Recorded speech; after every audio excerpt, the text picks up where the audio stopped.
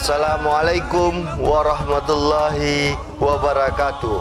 Allahu Akbar, Allahu Akbar, Allahu Akbar, Allahu Akbar, walillahil hamd.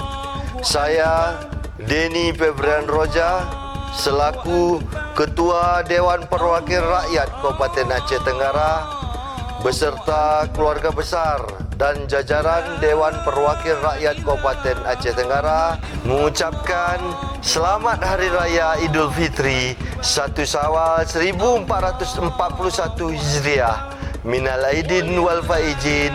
Mohon maaf lahir dan batin. Wassalamualaikum warahmatullahi wabarakatuh.